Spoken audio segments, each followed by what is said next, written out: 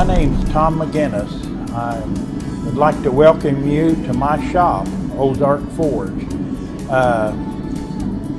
I'm going to be talking about forging tomahawks today, and we're going to do one out of a Rasphawk, and we're going to do one out of, we're going to make a Damascus steel bar, and we're going to forge one out of Damascus steel.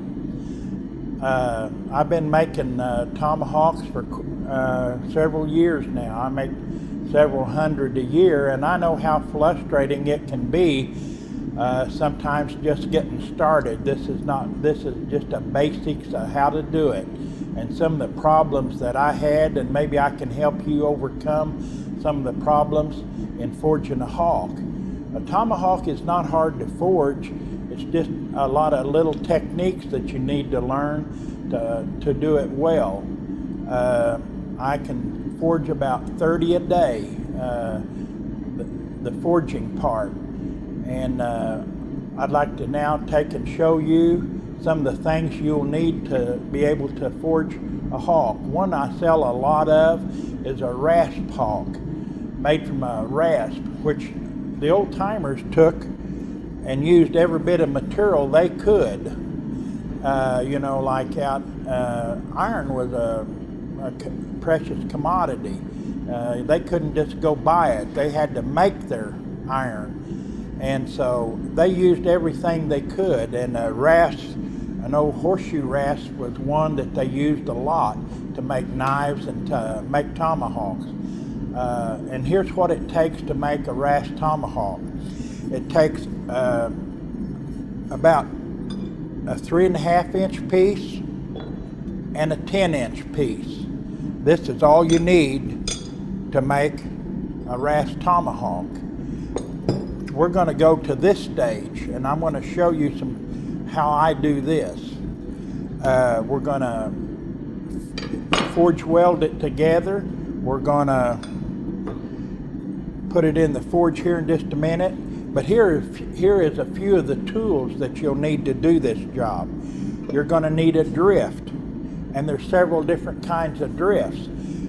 This is one I made that I prefer, but this one here will work. But I prefer one that just goes in and goes so far, and I can put it on the anvil and hammer it down. This one here protrudes through, and you can't get it flat on the anvil. But the advantage of this drift, you can make smaller eyes and hawks. Now, this drift here fits a 102 handle. At the end of the film, I'll give you an address where you can buy handles and some of the other supplies you'll need. But this is a 102 house handles, and it's a hardwood handle, and excellent. A tomahawk is an excellent weapon. It's fun to throw. It's a good camp tool. So let's get on with how to make one. The tools you'll need is a pair of flat tongs like this, and here's a pair that I had made with a gooseneck on it like this. It's for reaching down and grabbing the hawk and holding it when it's in the fire. Some of the things the problems that I had when I first started making hawks, I'll cover this real quick. When I made the hawk, or made the head, bent the eye over and forge welded this shut, it would crack and split, the weld would, when I drove the handle in it.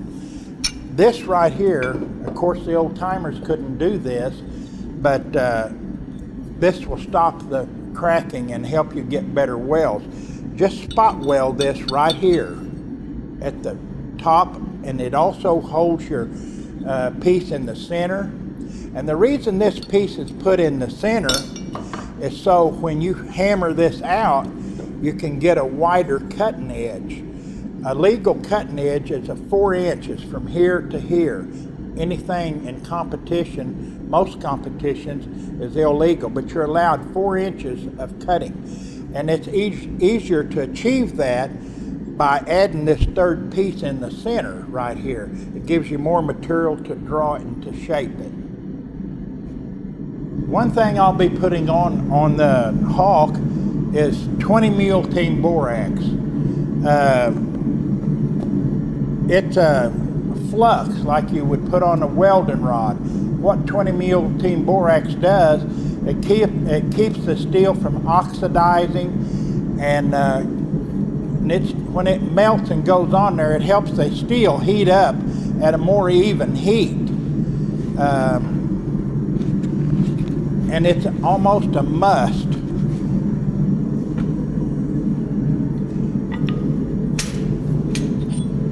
I'm going to lay the short piece in at the edge. I'm going to lay this piece in, the 10-inch piece, and they're going to be coming up to heat. Just as they start turning red, I'm going to add the borax to keep it from oxidizing. I got it.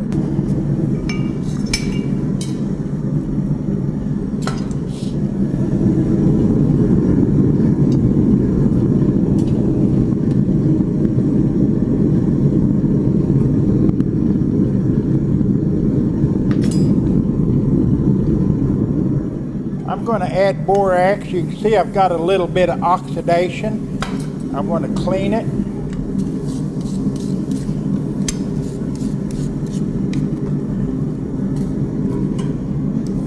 I'm going to lay it here on the anvil.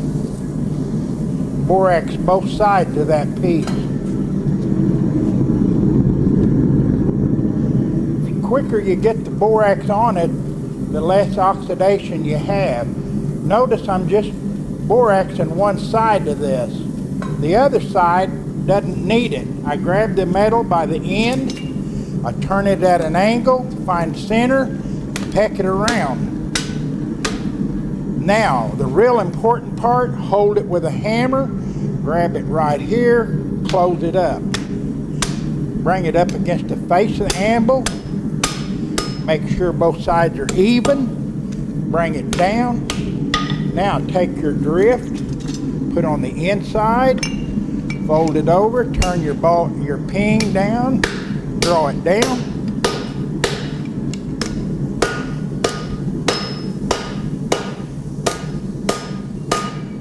Now, one advantage, see, we want a good tight fit right there.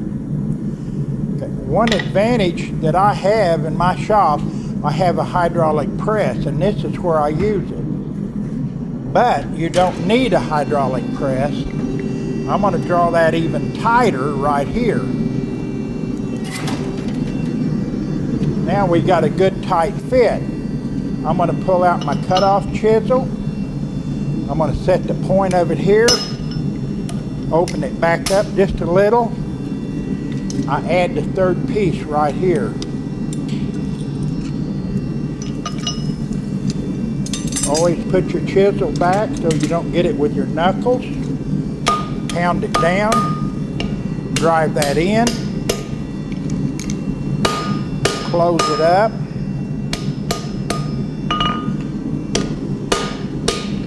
You don't have to worry a lot about shape right now. You want the ends even, the third piece in. Now right here is where I'm going to give it to Mike, and he's going to spot weld that right across here and here. This one's already been spot welded and ready to go. And it's been boraxed on the inside, so we'll go ahead and stick it on in the fire. But it's real important that we keep in mind which is the big eye and which is the... A tomahawk drift is tapered. This has got a 1 degree taper, and it's, when I say tapered, it's like a pick. A pick is bigger on the end to keep the head from flying off. So is a tomahawk. This eye is smaller on one end than the other. See, it will not go in here, but bigger here.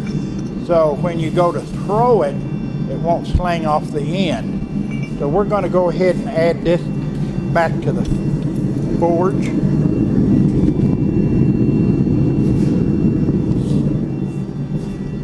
I'm going to talk to you just a minute about a forge weld. A forge weld, two of the main reasons a forge weld fails is improper heat and an unclean welding surface.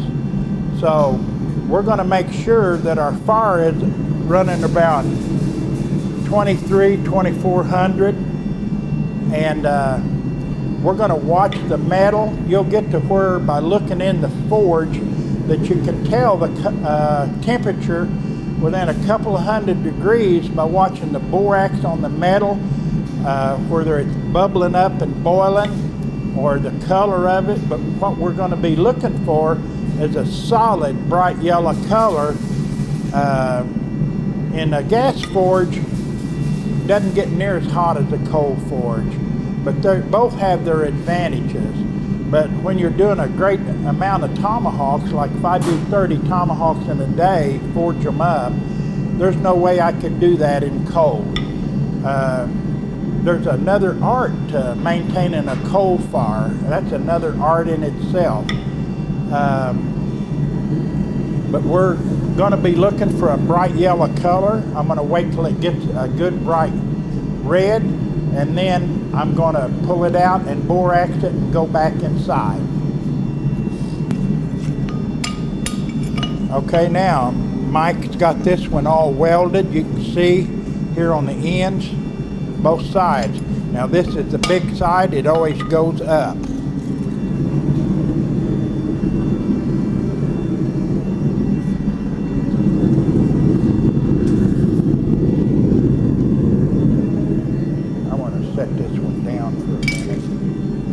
I'm going to add some borax on the sides, down inside. Make sure we got plenty of borax. I'm going to tighten it up.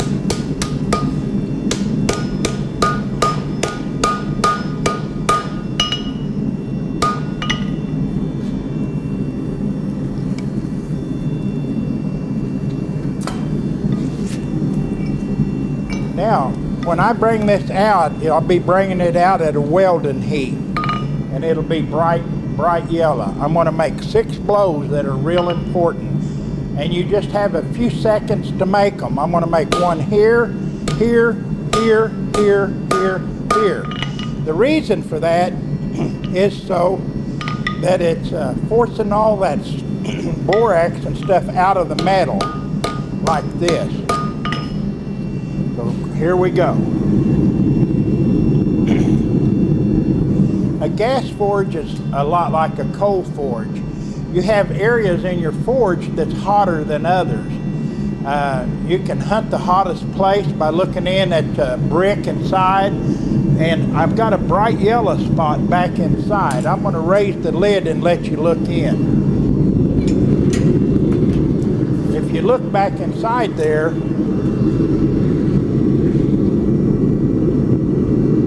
that's my hot spot right there. I have sort of a yellow look in the forge. Right, this area is not forge at a forging heat, but right back here in the forge is a forging heat. Right in here. We can drop the door back down.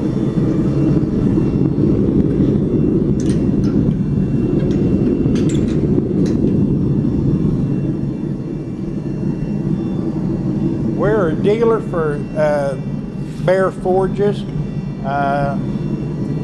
Bear Forges bought Ken Menkel out that used to make this forge. Although you can build a good forge, you can find plans online to build a good gas forge.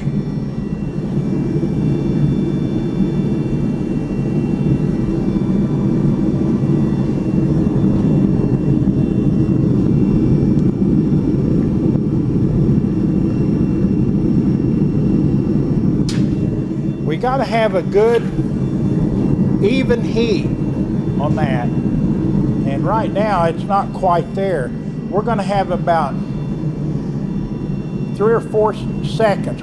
to get a good weld, and then we're going to lose welding heat. I'm going to do this 3 times. I'm going to weld it, hit it, bring it out, weld it, put it back in. The reason is to make sure we get all the spots welded in it. The last time I do it, I'll do it with a hydraulic press. And then I'll bring it over and I'm going to use the trip hammer to draw the edge out. It saves a lot of hammering. But it can be easily done with not easily done, but it can be done with a hammer. This is all you need. We're getting close. We're not quite there.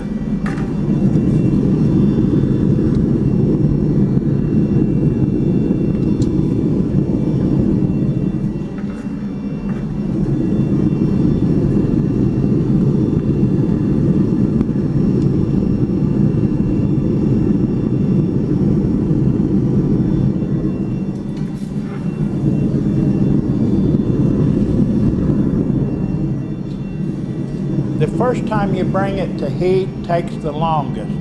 The next time it won't take near this long because I'm not going to let it cool off that much. I'm going to weld it, put it back in, and repeat that twice.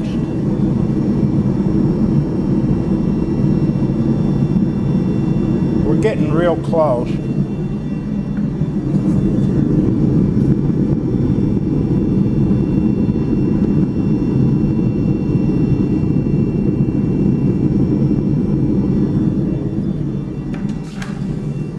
Why it's important to remember which is the big part of the eye is because we're going to shape that head, or the head of that hawk. We're going to draw the tail of it out. So we don't want to draw it towards the front. We want to draw it towards the back of toward the handle.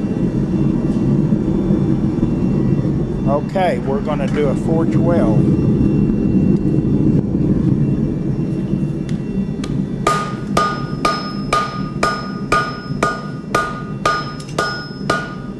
Got my main blows in. I'm going right back in. I'll bring it to welding heat again. I added a few blows, but I made the 6 main blows I made first, and then I added a few blows. So I'm going to repeat that.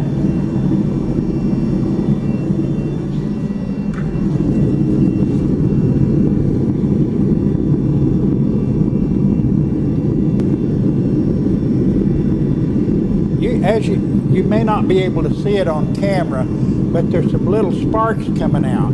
That's carbon content burning up. Okay, here we go again.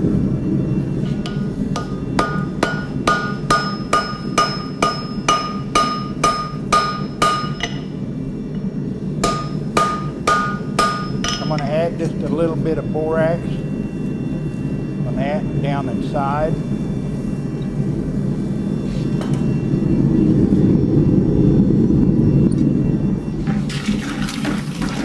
Now this time when I bring it out, I'm going to use a hydraulic press.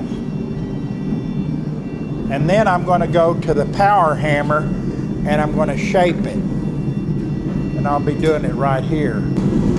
Okay, here we go.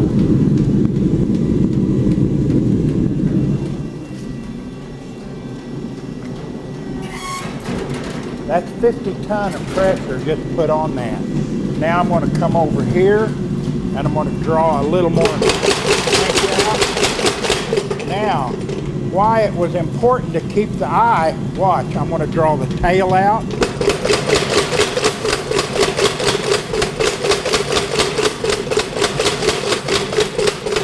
Shape a little bit this way. Now I'm going to go back to the hydraulic press and smooth all my hammer marks out.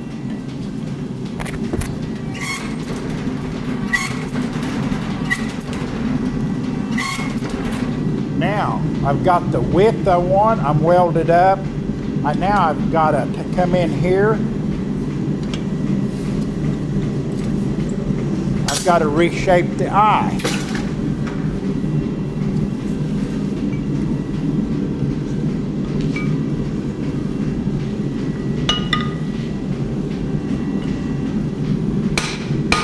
if I hadn't have welded that up with a welder, you would be busting that weld loose right now.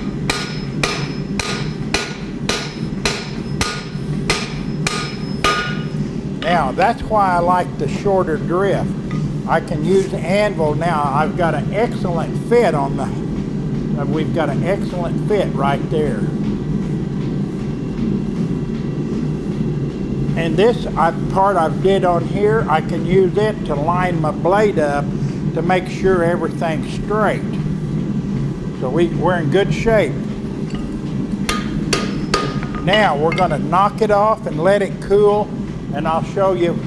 We've got some pre-shaping to do, and then we'll go put it back in the forge, and then we'll shape it. We're gonna cut it off with a cut-off saw right across there.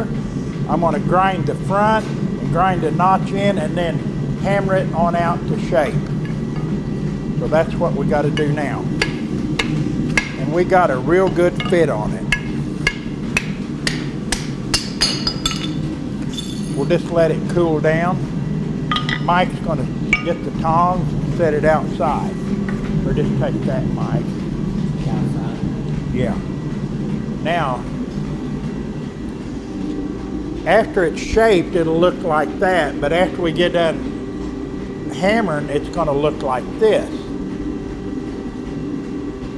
We're gonna take and this just needs, it's been hammered out. As soon as that cools and Mike can shape it, we're gonna hammer one out and show you how it's hammered out. But all this needs to be done is a little grinding here, straighten the edges up, and here, and this edge, and it's ready to be heat hardened and then tempered.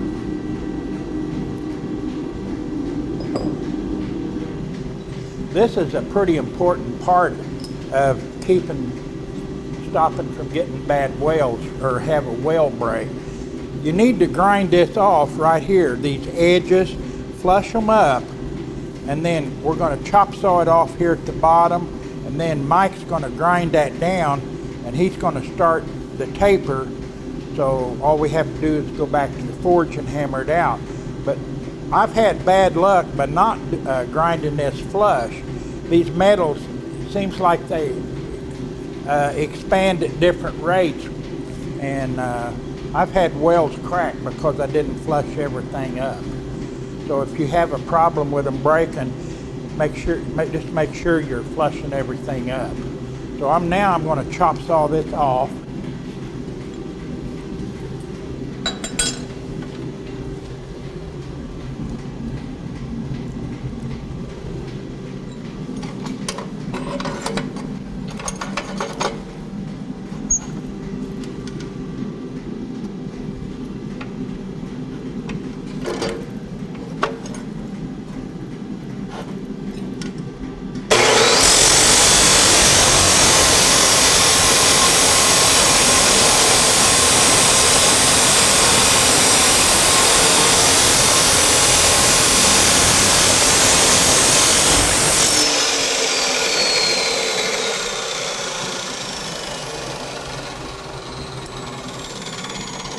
Another reason for cutting it off, if you look real close, that's all welded solid. If it wasn't welded solid, you could see a hairline crack. Like there's a crack right there, but that's going to be gone in just a second. That's another advantage to cutting it off. It saves a lot of grinding, but that's all the material we're going to need now to make a tomahawk. We're going to take it over and we're going to get to try out that Burkeen grinder. We've got this all cut down now and chopped off. Now we're going to pre-shape it a little bit. We got a new Burkeen grinder here. It's a fabulous, real fabulous machine. Smooth and quiet, and Mike here just loves to use it. Let me introduce you to Mike. Hey Tom. This How you is doing? Mike McGinnis, my cousin. Mike does 90% of the grinding on the class knives. I guess I really ought to say about all of it, Mike. This is just some of the knives that Mike has gotten ready for a class coming up, laying right here. he pre-shapes them, gets them drilled and ready for the class. Now Mike's going to grind this all off here. He's going to pre-shape it, and then we're going back into the forge. So I'm going to get out of Mike's way and let him pre-shape this. He loves using this new Burr King grinder.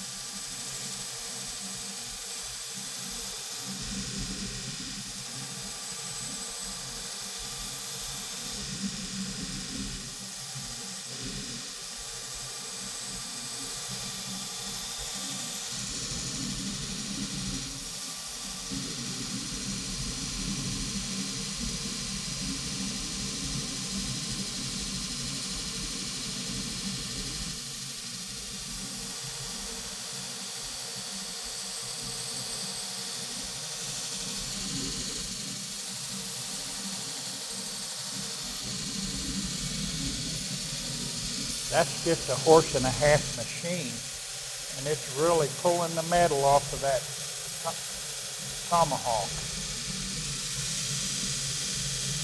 It's a variable speed too, which gives you better control over grinding it. On the finish on a blade, you can turn it down to real slow.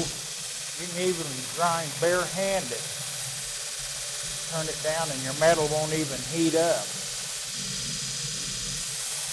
But when grinding like Mike is right now, you need to grind, be careful and make sure the belt's covering the edge of the wheel. That's what Mike was doing. He was adjusting the belt so it hung over the far edge of the wheel so he can put this notch in the tomahawk. He's grinding, it's real thick right there where Mike's removing the metal right now.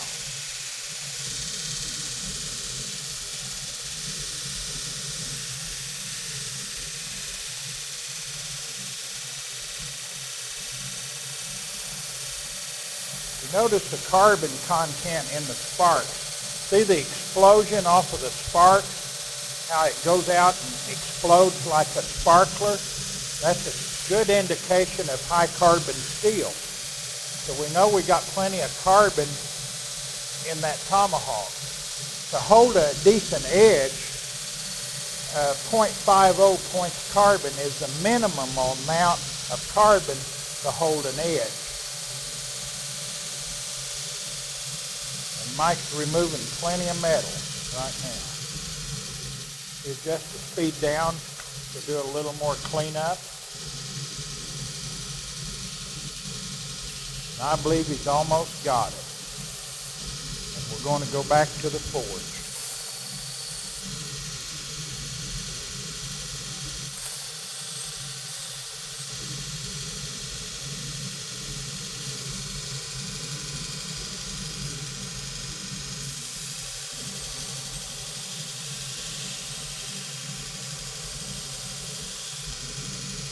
I believe he looks good.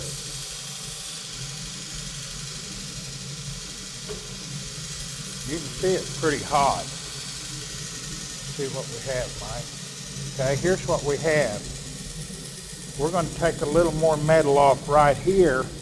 The reason is we can still see a little hairline where it was over towards the edge, and maybe we don't want to take no chances, so we're going to remove just a little more metal there. But it's welded up real good, and maybe just a little on the end. If you look real close, if you don't flush this metal up right here, that part right there, you go hammering on it, it'll expand and it can cause it to go ahead and crack again. But other than that, it's welded up pretty good all the way around. He's going to take a little more off here and a little more there, and we're ready to go.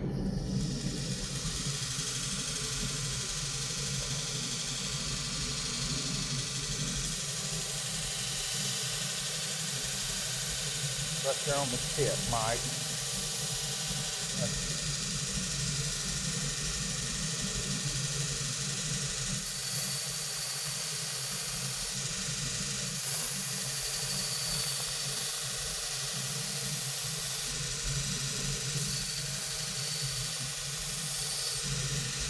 Get off in there. More on that one.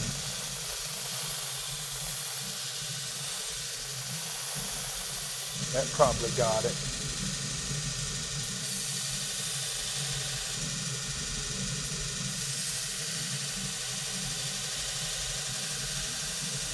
Yeah, that's got it, Mike. Hit it right there. Yeah, that got it. That's all it took. We're ready to forge it on out. Now we've got plenty of thickness here. We can forge this out and gain that much more width on it, and we'll draw this one that away a little bit and try and get a 4-inch cutting edge on it. We're all welded up and ready to go. Okay. Mike is preparing the handle we're going to burn that handle and age it and also make a grip. This is actually, some of the authentic handles were done this way. Mike's taking the lay marks out of the handle right now, and he's going to bevel and round the ends a little bit, and then we're going to show you how we burn them. And some of these tomahawks are done this way in some of the collectors' collections, so we're going to show you how they were done that way. So he's just preparing the end. We're about ready to go over here too. About got it, Mike?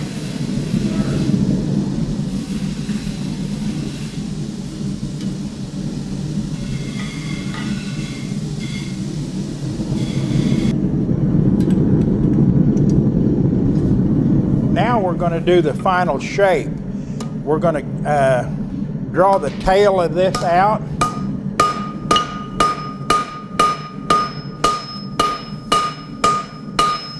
We're thinning the blade down to make a better cutting edge. Now moving the front out.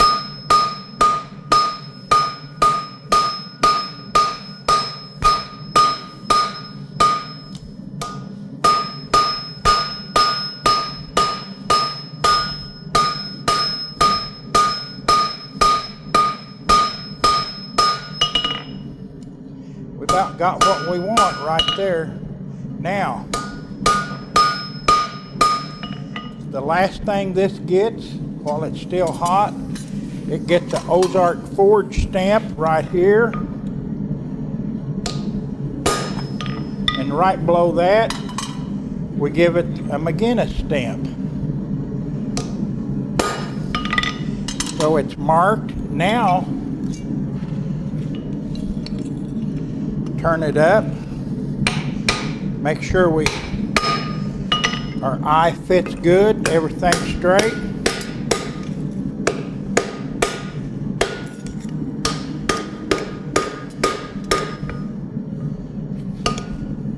And that's why I like this seam on the back of my drift. It helps me line up. Now I'm going to hammer the edge down.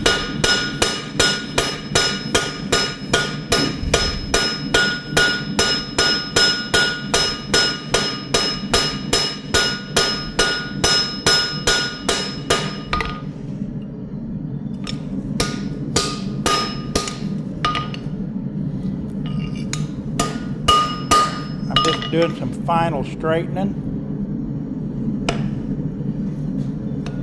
and packing the edge one more time. Tomahawk blade needs to be thin, or the person throwing it may get a good stick or a good throw, but it'll only go so far. If it's thinner, it penetrates the block deeper and it won't fall out. Okay, we're ready now. We're going to let it cool, and then we're just going to harden this edge, and then we're going to temper it. We're going to let it lay there and cool. I've got one more in here I need to finish up. So I'll finish it. I'm going to clean it a little bit. Okay, I'm going to stamp it. Ozark Forge.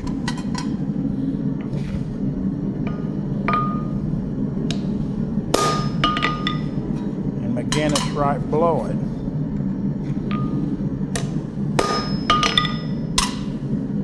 We're also going to check it one more time with a drift.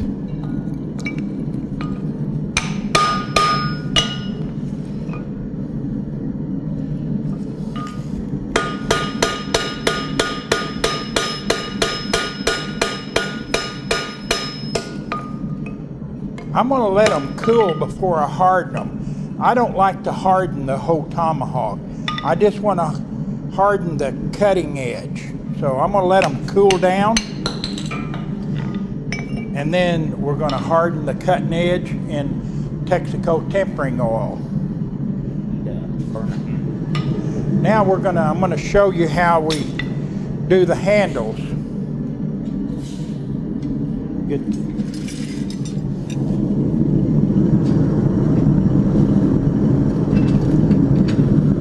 I'm going to lay some material on top of my anvil to protect my anvil.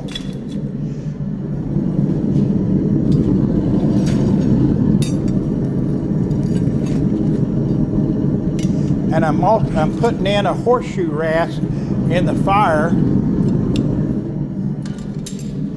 to get it red hot. I'll lay it here and then we'll burn the handle. And by burning the handle, I found out it gets the moisture out of it. And we're going to give it a good grip. And then we're going to go 3 seconds in that 2,000 degrees on that end, 3 seconds on that end. And then when we sand this handle and finish it out, we'll give it a good coat of boiled linseed oil. And it won't warp. And it'll almost make you hate to throw it. I never could understand why anybody would throw a good weapon away. We'll be up to heat here in just a minute. Mike, you can do the burning. I'll lay it down and you stick it on there.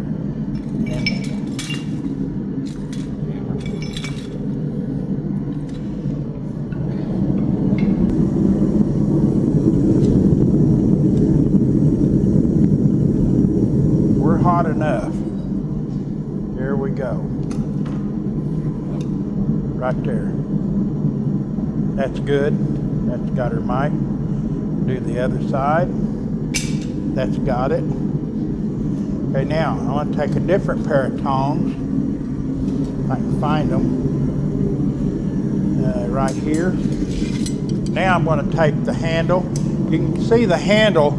It's got deep burnt ridges in it, which gives you a good grip. Now, we're going to give this thing 3 seconds in there. 1, 2, 3. Now, it's not dark all over, but we're going to do about 2 seconds on this end, get that part. 1, 2. That's 2,000 degrees. It'll cook a steak real quick. Can you imagine?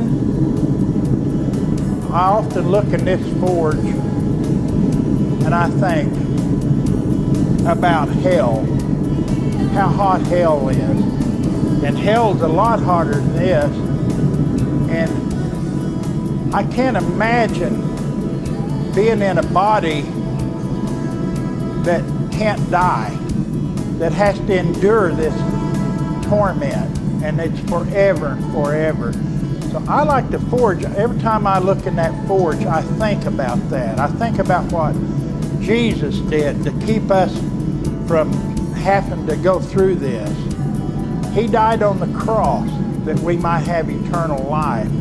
But the people that doesn't accept Jesus are going to go through something like this forever and forever. Our minds are not even capable of imagining what there's no end to eternity. Our minds can't even imagine. Everything you think of has got an end to it, but eternity has no end. And Jesus gave his life for us that we might not have to suffer eternal flames and fire and damnation and being separated from the love of God. And I think that's why I like to forge. It keeps me thinking about what Jesus did for me. The cutting edge, I'm going to harden it in Texaco tempering oil, and then I'm going to put it in our oven here at 350 degrees for an hour, and that will take the brittleness out of this blade so it won't break, make it tough. I prefer just doing the edge of it because it'll save it if somebody uses it for a hammer. If the back's hard, they could crack it. You can use regular motor oil for this, but they do put off sometimes some poison gases you might be aware of. So I'm going to just harden this edge.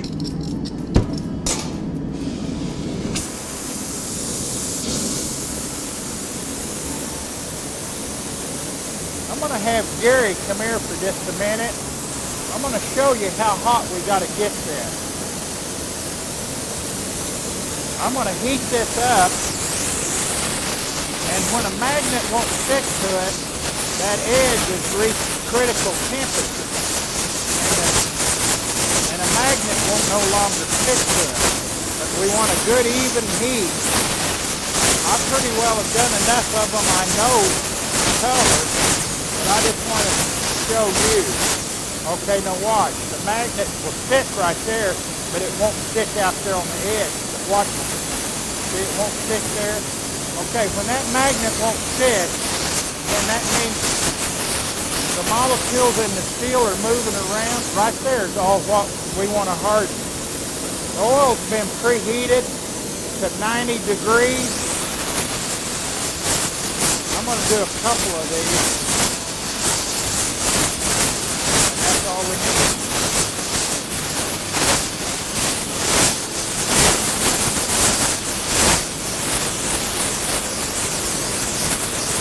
That right there is all we need hard. That's the proper color right there. Okay. We're going to let them cool, and then we're going to put them in the oven for an hour at 350. It could go, since this is throwing and going to be taking the pressure it's going to take, it wouldn't hurt to run this up to 400 degrees.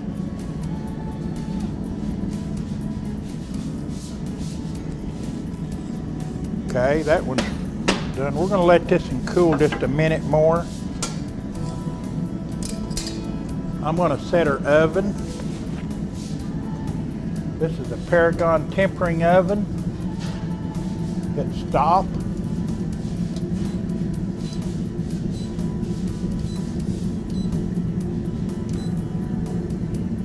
It's already set at 350. I'm going to move it up to 400. I'm going to hold it for 1 hour. I'm going to set the alarm at 4:30, and it's ready to go. We'll put one more to clean up here, and after an hour in there at 400 degrees, it'll take the brittleness out of this blade and make it a lot better, hold a lot better edge.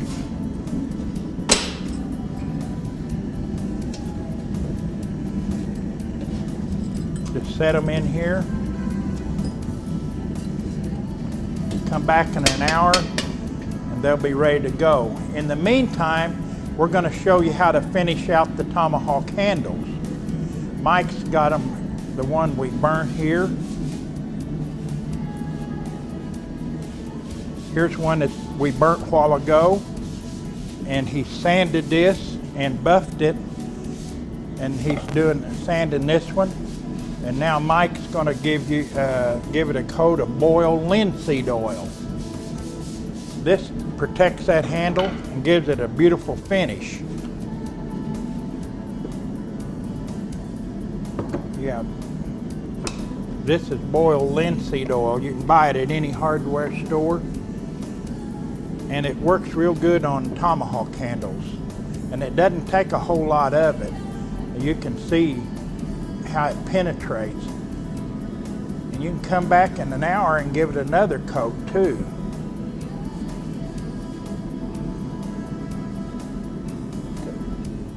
Here's one Mike just finished. You got the good grip, and look at the finish on that hardwood handle. Ages it with no stain or nothing. It took the extra moisture out of there. And I've not ever had one warp. If it's going to warp, it would have warped by now, but it's straight and they'll stay straight. And it makes them tougher too. You might not want to play handles with them when you're throwing or have somebody throw at it, but there's your excellent handle. We came from this, a horseshoe rasp. We've covered the forging of the part, to putting it together, bending it, shaping it, and then we forge welded this piece together like this. It's all one piece now, and then we ground and shaped it, brought it to this part. We hardened and we tempered this blade, and we showed you how to burn the handle and get the handle shaped. And we're to this stage right here, right now. It's been sharpened and hardened, and now we're going to show you how we leather wrap the handle. We're going to take a piece of leather, approximately 5.5 inches.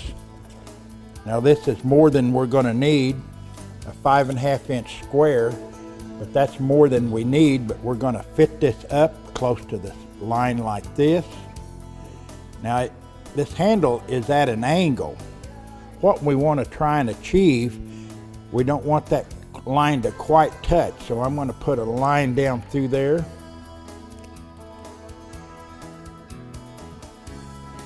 Right through the edge. I'm holding it over.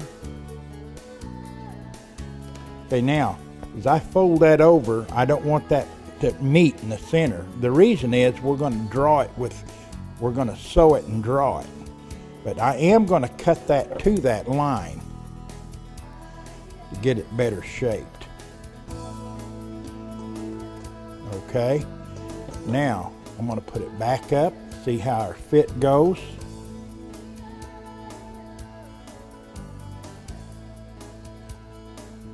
Okay, that's about what we want right here. Now, I'm going to mark down here at the back of the leather. I'm going to put a line. Now I'm going to lay the leather off to the side. And I'm going to take leather cement glue and sticky stuff. This here is a little bit too dry, but we can get by with it. Put a little over here and we're going to smear it. You don't want it all the way to the edge because you've got to just mainly on the back, and what this is to hold it in place while you're sewing it. We'll smooth it out a little bit. We're going to let it dry just a little bit. Now, the reason we put the line on is so we can put some glue on the handle. We're going to smear a little glue here on the handle. This helps hold the handle in place while when you're throwing it also. Keeps the head from sliding back. It's decorative also. You can do tack works and everything. I have one already tacked up so you can see it, and there will be a place at the end of the film where you can get the addresses of where to get this, the tacks and stuff. Center it, fold it up, make sure it snugs up toward the front. Like I said, we don't want it meeting here. That's just about right. Now we have excess down here, so I'm going to cut. This handle gets smaller as it goes toward the end. So you got to taper your leather. Now I'm going to take some artificial sinew. You can buy it at some of these stores, and usually it'll take 4 times the distance you're sewing, at least 4 times, to give you plenty. That'll be more than enough to sew it. Cut it at an angle. Now we're going to use a glover's needle to do this, and the way we're going to do this to keep this from pulling out is got to go in here. Get it. When you get old, it's hard to see these. You see 2 holes and miss them both. You can get bigger eyes in these needles. Get it started. Now, I just barely started that. I'm going to take and double it back through the center of the thread twice. I'm going to hang on to the end, and then I'm going to pull it. That keeps that from slipping out of the needle. And we're going to use 2 needles.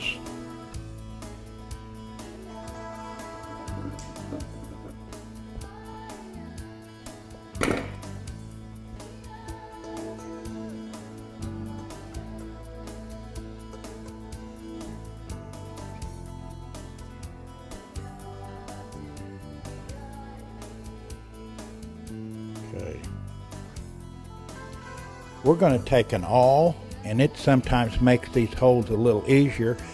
You don't want to have them higher and lower. You want to try and hold a steady straight line down through here. So I'm going down through here. It'll make that a lot easier to get that needle through, although it will go through there. Also go through your finger just about as easy as this is going through here. We're going to punch a row.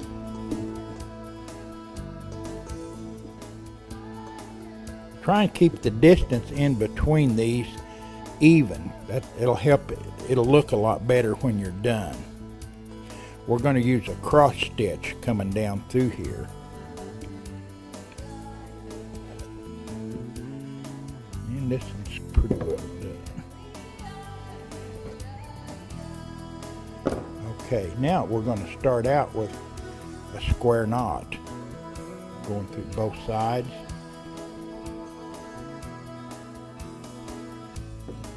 I like to pull these through with a pair of pliers.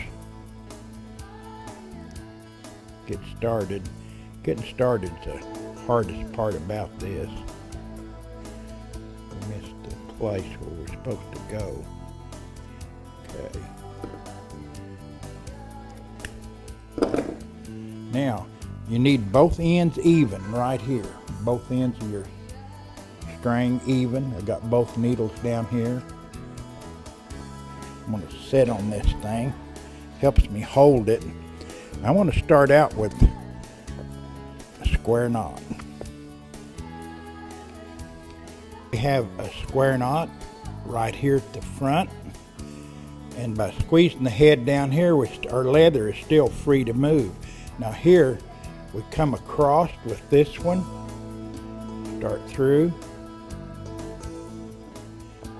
pull it.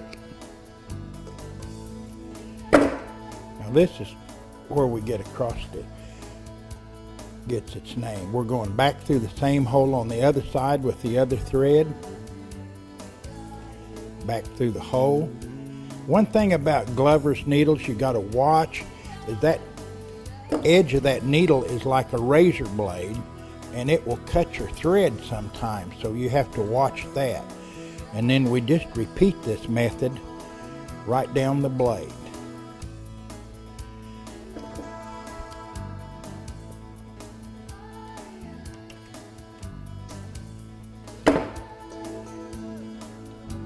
Pull each one tight, and we're back through the same hole.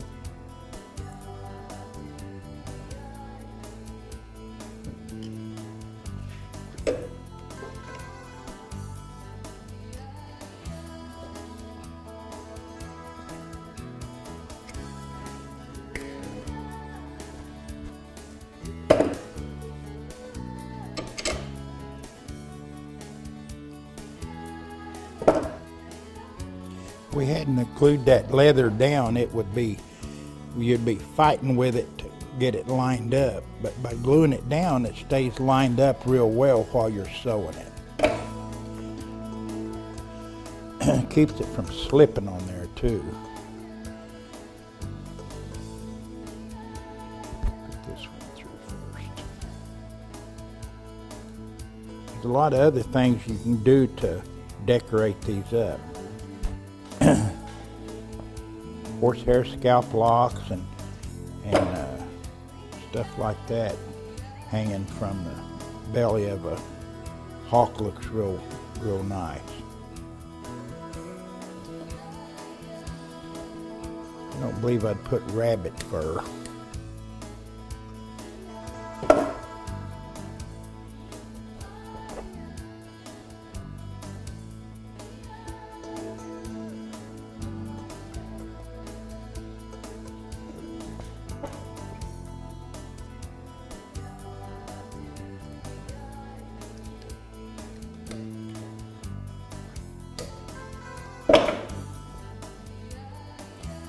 Couple more stitches and we've got it.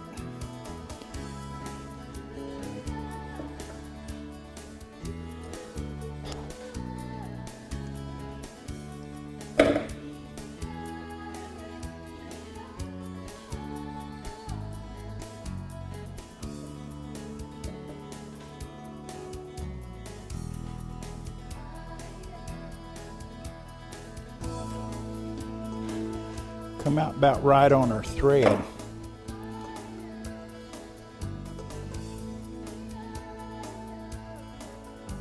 Four times the length may not work for everyone, but of course it depends on how big a stitch or how wide the area is you're stitching. You know, it could run more or a little less. Usually works as a rule on tomahawks.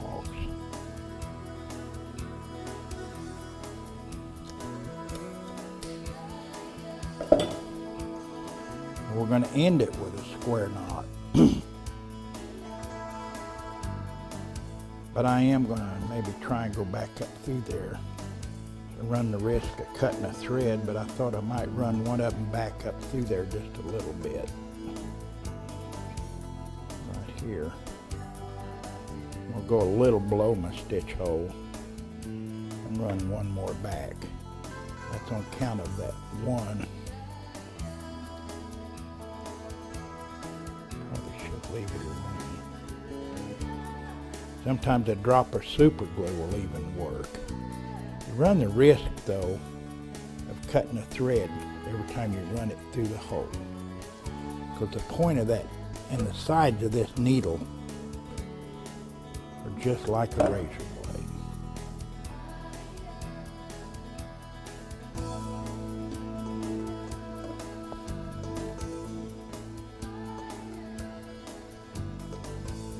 Okay.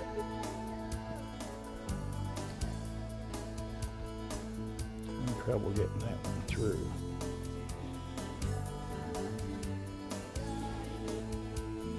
It is tight there. Take my awl.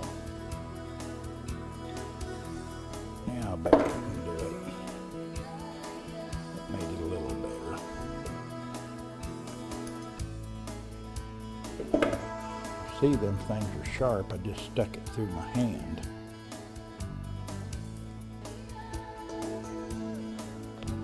A couple half inches. And done. Leave it longer in case you want to tie some buckskin or horsehair scalp lock. Now, let me show you. Here's one that's been tacked already. It's got the tacks on it and everything that's sewed. You can do all kinds of tack work on these. They were done, some of these handles were just covered with tacks. Some of the old originals. And this is horseshoe rasp tomahawk. What I'm going to show you how this can be laid out to do your tack work. Of course, I don't think any of the originals was, you know, all of them absolutely perfect, so I wouldn't worry about being real precise. It looks good if you can get them in the, you know, in the general area where they need to go. Here's how I do it. I hold my finger here at the end of this, hold a pencil here and just turn it. Let it slip, I just turn it like this. And I come out the same on both sides. Now, I do that here. I put a row of tacks here, here, and here. And then I have a little deal like this, and you don't have to make a hole, but if you want to start here, just push down, make a hole there, and a hole here, and just use that, and it spaces out the distance that you want the tacks. And you can set this. You may want to put a row of big tacks. You may want to come back in between and put a row of smaller ones. You might want to put the smaller ones in first because they'd be easier to drive than putting two big ones and driving the small one in. But here's a real important thing. You need to pre-drill these holes, and when you come down here, don't drill this way. Drill down at an angle like that. And you can do the same thing here. You know, just use this to pivot, do your circle, and just lay your tacks out like this. But always put your line to keep your tacks in a row pretty even coming around. But that's how you can lay it out to do your tack work like this. If I'd wanted to put a small one in, I probably would have put it first because it'd be hard to get a hammer in there and drive that one in. But tacks do add a lot. You can even shape the end of this and bevel it and take a chainsaw file and cut grooves down. But that's how you can lay out your tack work. Thank you very much for watching this video. I hope I've helped you understand how some of this is done. Horseshoe Rasp Tomahawk by Ozark Forge.